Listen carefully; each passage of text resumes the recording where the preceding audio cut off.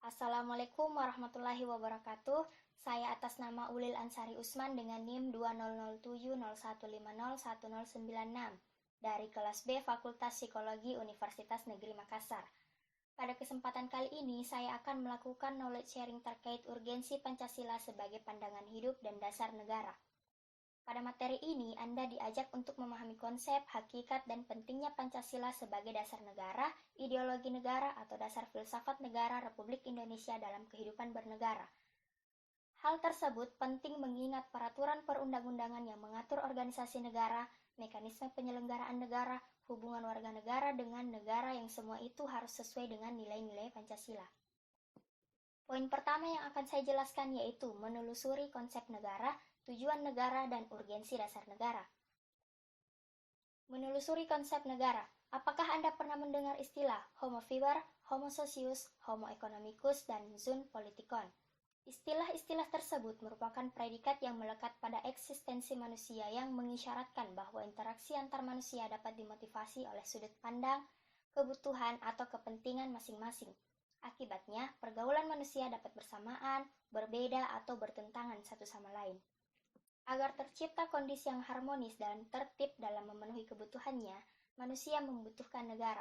Menurut Diponolo tahun 1975, negara adalah suatu organisasi kekuasaan yang berdaulat yang dengan tata pemerintahan melaksanakan tata tertib atas suatu umat di suatu daerah tertentu.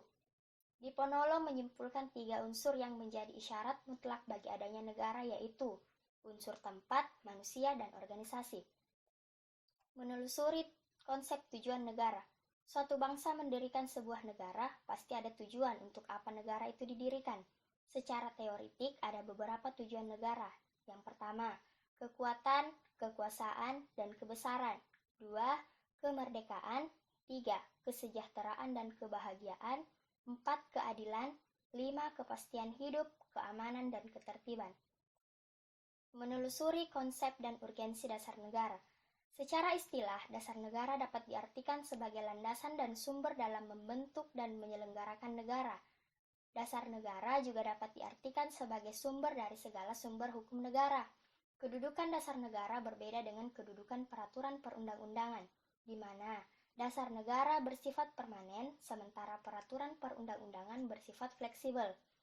Poin kedua yaitu menanya alasan diperlukannya kajian Pancasila sebagai dasar negara. Pancasila merupakan pandangan hidup dan kepribadian bangsa yang nilai-nilainya bersifat nasional, yang mendasari kebudayaan bangsa, maka nilai-nilai tersebut merupakan perwujudan dari aspirasi cita-cita hidup bangsa yang dikemukakan oleh Muzain tahun 1992. Dengan peraturan yang berlandaskan nilai-nilai Pancasila, maka perasaan adil dan tidak adil dapat diminimalkan. Dengan demikian, diharapkan warga negara dapat memahami dan melaksanakan Pancasila dalam kehidupan sehari-hari, dimulai dari kegiatan-kegiatan sederhana yang menggambarkan hadirnya nilai-nilai Pancasila tersebut dalam masyarakat.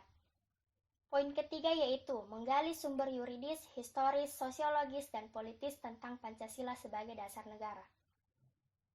Secara yuridis ketatanegaraan, Pancasila merupakan dasar negara Republik Indonesia sebagaimana terdapat pada pembukaan Undang-Undang Dasar Negara Republik Indonesia tahun 1945, yang kelahirannya ditempa dalam proses kebangsaan Indonesia.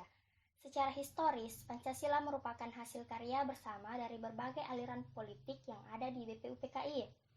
Secara sosiologis, Pancasila bersumber dari budaya masyarakat Indonesia sendiri. Secara politis, Pancasila menjadi landasan etik dalam kehidupan politik bangsa Indonesia. Sekian knowledge sharing kita saat ini, semoga bisa bermanfaat. Saya mohon maaf apabila ada kesalahan. Wassalamualaikum warahmatullahi wabarakatuh.